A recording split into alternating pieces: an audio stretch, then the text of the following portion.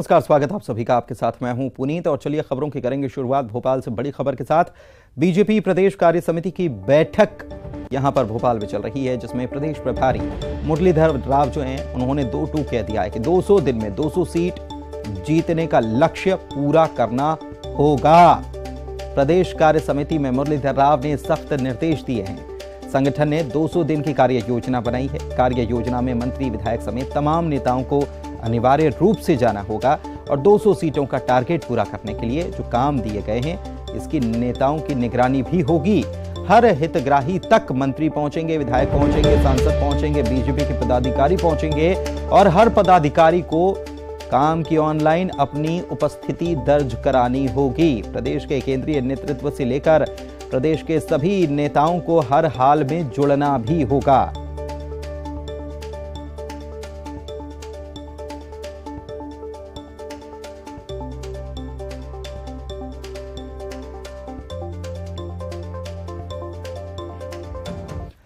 रंजना हमारी सहयोगी हमारे साथ लाइव जुड़ी हुई है, सीधे उन्हीं के पास चलते हैं। रंजना, बड़ी बातें कही हैं प्रभारी जो हैं उन्होंने और बड़ा टारगेट भी दे दिया है, लेकिन ये जितना टारगेट जो 200 दिनों का टारगेट रखा गया है, ऑनलाइन सारी चीजें दर्ज करनी होगी, पूरा एक एक रिकॉर्ड रखना होगा, ये तो ऐसा लग रहा है कि कॉरपोरेट का माहौल लग रहा है कि टारगेट है, पूरा करना होगा। कॉरपोरेट के जमाने में हर चीज कॉरपोरेट, राजनीति भी कॉरपोरेट, पार्टी भी कॉरपोरेट।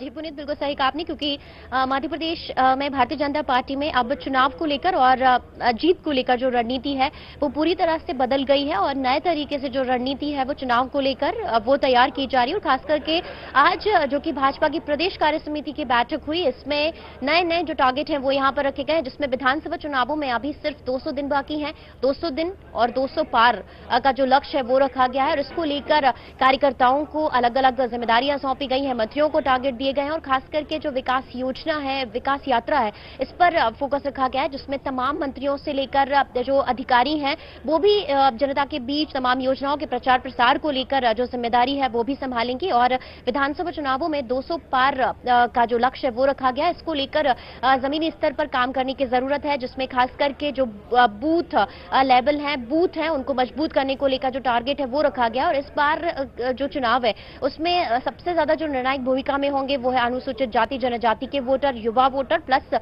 महिला वोटर। तो इन पर कैसे फोकस करना है, इसको लेकर भी आज की जो बैठक है उसमें रणनीति तैयार की गई है। और बैठक के बाद सभी को अपने अपने जो इलाके हैं वहां पर सक्रिय होना होगा और जमीनी स्तर पर पार्टी को मजबूत करना होगा और खास करके जो योजनाएं हैं वो जनता तक पहुंचानी होगी। और ये फोकस इस बार रखा गया है पुनीत, क्योंकि पिछली बार जहां जहां जो सीटें हैं वो गंवाई गई थी, वहां पर इस बार पहले से ही जीत को लेकर जो मजबूती है वो कार्यकर्ताओं को दिखानी है। और सबसे बड़ा टारगेट यही है कि बूथ को बड़ी संख्या में मजबूत करना है, क्योंकि जब बूथ मजबूत होंगे तो जीत अपने आप आसान हो जाएगी। और यही वजह है कि आज की इस बैठक में अलग अलग तरीके से जो टारगेट है वो रखे गए हैं और इन टारगेट को अचीव करने के लिए 200 दिन, 200 दिनों का लक्ष्य और 200 पार का जो लक्ष्य है वो रखा गया है। पुनीत, बिल्कुल वो रखा गया है, लेकिन अभी तक पार्टी की बैठकें जब होती थी तो मिलकर संगठन के रूप में हमें ये करना है, हमें ये अचीव करना है, लेकिन अब तो टारगेट दे दिया गया है, अब आपको करना होगा, ये कह दिया गया है। और ऑनलाइन एंट्री पूरे सब कुछ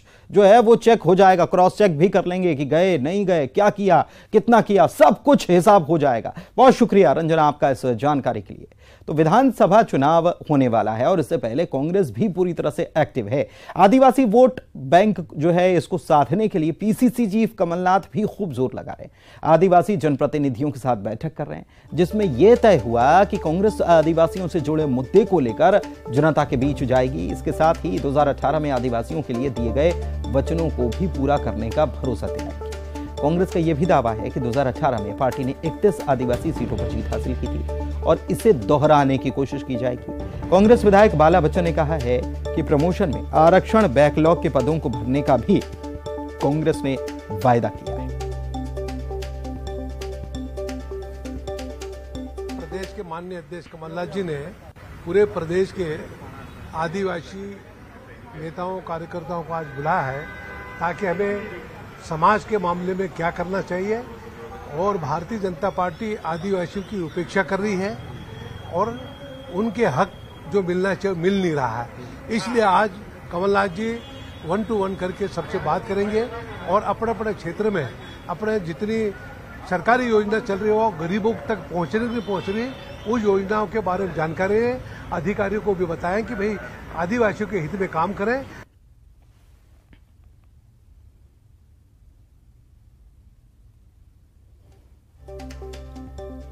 जितेंद्र हमारे सहयोगी जुड़े हुए हैं, जितेंद्र से जानकारी लेते हैं। क्या खबर है जितेंद्र?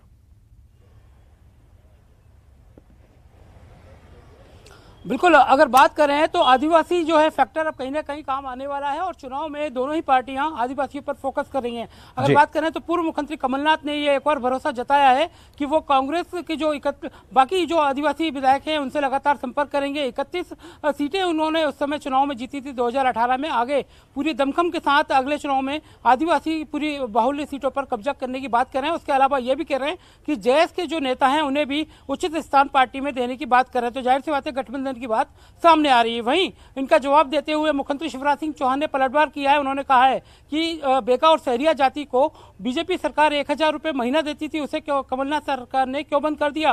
और कई सारे महापुरुषों के नाम पर भारतीय जनता पार्टी ने कई सारी योजनाएं लागू की हैं। उसके अलावा पैसा एक्ट लागू किया है। तो कह सकते हैं मुख्यमंत्री शिवराज सिंह चौहान ने पूर्व मुख्यमंत्री कमलनाथ के सवालों का जमकर जवाब दिया है।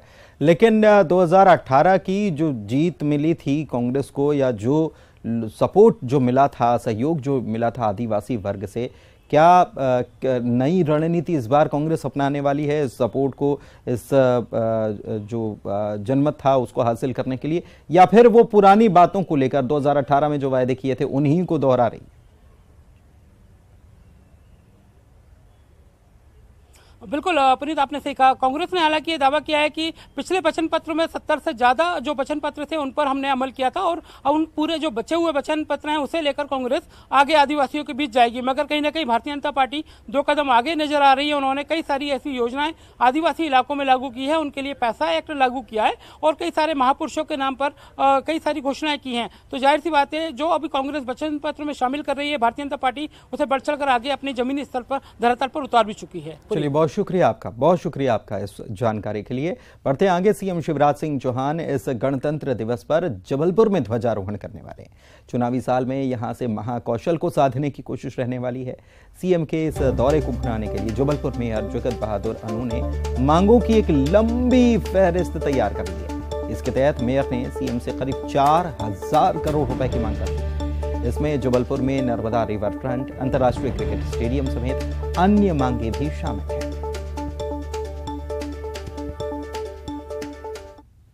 माननीय शिवराज जी से मैं पहले भी एक पत्र लिख के 5000 करोड़ की मांग उनसे जबलपुर शहर के विभिन्न योजनाओं के लिए कर चुका हूं।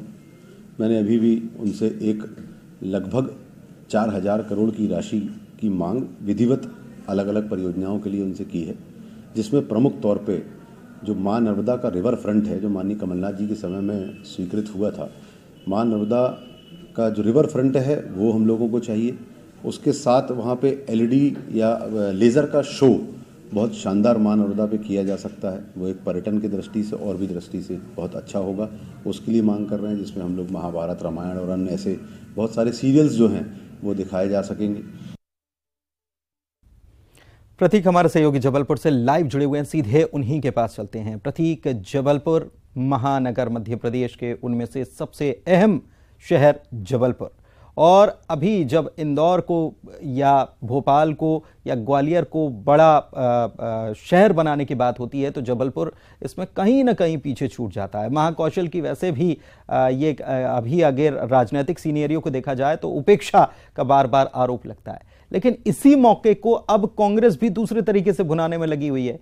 मेयर जो है वो 4000 करोड़ की मांग कर रहे हैं अब, और ये बात भी है अब लोगों के मन में ये बात पहुंचाने की कोशिश है कि क्या मुख्यमंत्री पैसा देते हैं। जी देखिए, लाजमी है, चूंकि जैसा कि आपने कहा कि सियासी समीकरणों के चलते अगर अंचल वाइज बात करें तो महाकौशल को साधने के लिए कहीं ना कहीं अब सीएम शिवराज सिंह चौहान विशेष फोकस कर ही रहे हैं। बीते दिनों भी उनका जबलपुर आगमन हुआ था, जनसंवाद भी उन्होंने किया था और इस बात की उपेक्षा करी थी कि हम इंदौर को पीछे छोड़ें और जबलपुर इंदौर से आगे हो जाए। इस बात पर कहीं ना कहीं सामूहिक रूप से सबको प्रयास करने पड़ेंगे। बहरहाल कल उनका आगमन जबलपुर में होगा, कल देर रात वो जबलपुर में ही रुकेंगे। 26 जनवरी को झंडा वंदन का कार्यक्रम जो है वो भी सीएम शिवराज का जबलपुर में ही होगा और एक बड़ा आयोजन हो रहा है। और ये दावा किया जा रहा है कि गणतंत्र दिवस का इससे बड़ा समारोह मध्य प्रदेश में अब तक कहीं नहीं हुआ है, तो तैयारियां जोरों पर है। पूरा जो शहर है वो दुल्हन की तरह सजा दिया गया है। इस बीच महापौर जगत बहादुर सिंह अन्नू ने एक बड़ी मांग जो है वो सीएम के समक्ष रखी है और 4000 करोड़ का ये जो मांग का पत्र है वो पहले ही कहीं ना कहीं उनके नाम प्रेषित कर दिया गया है।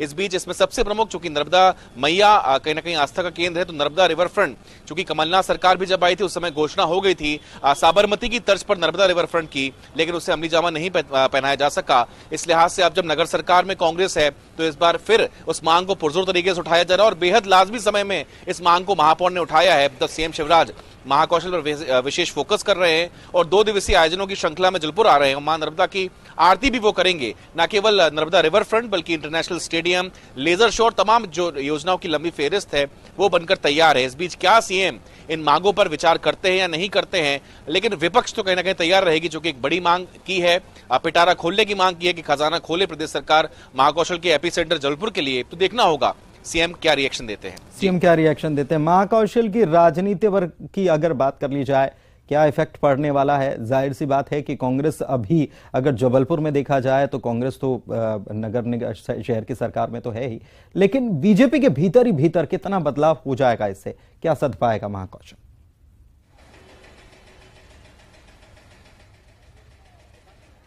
देखिए लाजमी है, चूंकि हमने देखा 38 विधानसभा सीटें और 8 जिले महाकौशल के पड़ते हैं और कहीं ना कहीं जो 2018 का परिणाम था उसने तस्वीर पलट दी थी, क्योंकि जो 2013 के परिणाम थे जिसमें 24 सीटों पर बीजेपी थी और 14 पर कांग्रेस थी, वो तस्वीर उलट गई और अब 14 पर बीजेपी आ चुकी थी। तो लाजमी है महाकौशल अंचल अगर उपेक्षा का शिकार होता है तो संभवतः ये चुनाव कहीं ना कहीं कठिन ना हो जाए। और 2023 चूंकि चुनावी साल भी है, सियासी समीकरणों को साधना बेहद आवश्यक है, चाहे महाकौशल हो या विंध्य हो या बुंदेलखंड हो। ये अंचल कहीं ना कहीं सियासी रूप से अगर देखा जाए तो मांग अभी भी कर रहा है कि प्रदेश में नेतृत्व मिले, लेकिन अब तक नहीं मिल पाया। बचे हुए 6 महीने में सरकार कहीं ना कहीं उठापटक बेशक करेगी, लेकिन इसका कितना असर होगा और कितना फायदा मिल पाता है ये चुनाव परिणाम बताएंगे। चुनाव परिणाम और बीजेपी के अंदर से ही आवाजें उठने लग रही है, बार बार उठी हैं बीते इतने वक्त में, हमने ये देखा। बहुत शुक्रिया आपका प्रतीक इस जानकारी के लिए। बढ़ते आगे, मध्य प्रदेश में इस साल चुनाव है और इसे लेकर कांग्रेस ने एक नई कार्यकारिणी भी बना ली है और जंबो कार्यकारिणी है। इसके बाद से इंदौर के पूर्व जिला शहर अध्यक्ष विनय बाकलीवाल को इसमें जगह नहीं मिलने पर वो नाराज हो गए और अपने समर्थकों के साथ हंगामा कर रहे हैं। अब कमलनाथ ने विनय बाकलीवाल से मुलाकात भी की है, जिसके बाद से उनके तेवर थोड़े से नरम पड़े हैं।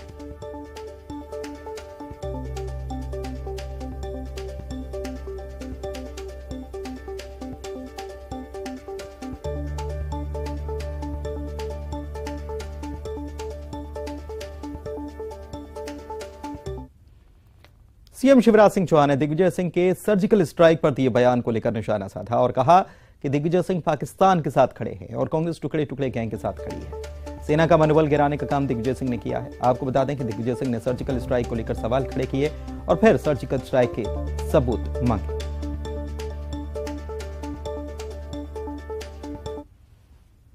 कांग्रेस का डीएनए ही पाकिस्तान परस्ती का है।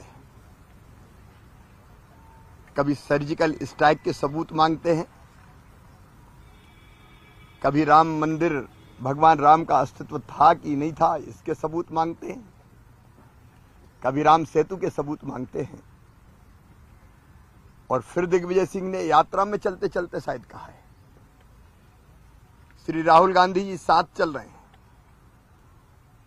और दिग्विजय सिंह फिर सर्जिकल स्ट्राइक के सबूत मांग रहे हैं। ये सेना का मनोबल गिराने का पाप वो कर रहे हैं। पाकिस्तान के साथ वो खड़े हैं, ये दिखा रहे हैं। मैं तो श्री राहुल गांधी जी से ये जवाब मांगता हूं कि ये कैसी भारत जोड़ो यात्रा है। टुकड़े टुकड़े गैंग आपके साथ चल रही है, सेना का मनोबल गिराया जा रहा है और राहुल गांधी भी सवाल उठा रहे हैं कि सेना कमजोर होगी।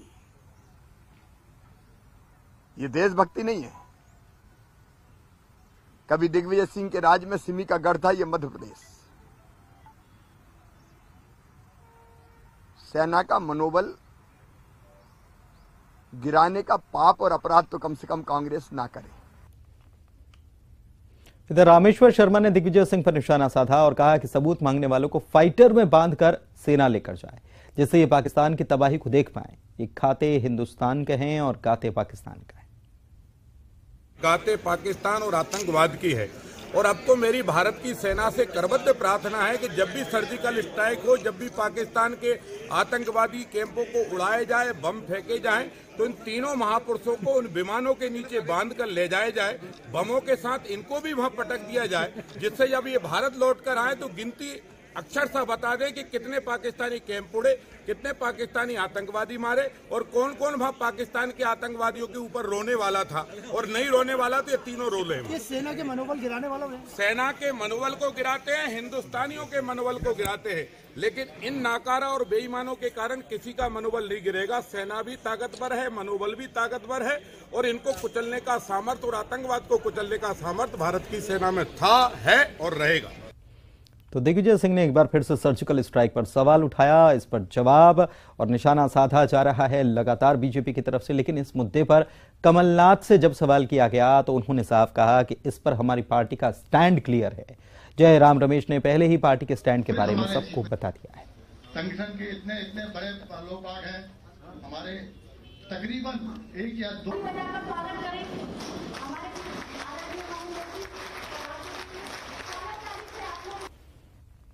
रायपुर से भोपाल दौरे पर रवाना होने से पहले सीएम भूपेश बघेल ने एयरपोर्ट पर बीजेपी पर जमकर निशाना साधा और कहा कि बीजेपी के पास तो सांप्रदायिकता और धर्मांतरण 2 ही मुद्दे तो हैं। भारतीय जनता युवा मोर्चा के कार्यक्रम में पुलिस के साथ मारपीट की जाती है तो नारायणपुर में पथराव किया जाता है। बीजेपी का काम सिर्फ दंगा फैलाना है, इनको मास्टरी हासिल है, सत्ता में वापसी के लिए छटपटा रहे हैं। और कांग्रेस के हाथ से हाथ जोड़ो यात्रा पर अरुण साहब के निशाने पर उन्होंने कहा कि अरुण साहब की खुद की पार्टी में ही स्वीकार्यता खत्म है, इसलिए वो बौखलाहट में ऐसा बयान दे रहे हैं। इसके साथ ही धान खरीदी के मुद्दे पर उन्होंने कहा कि बीजेपी के 15 साल के शासन में किसान धान की खेती से मुंह मोड़ने लगे थे।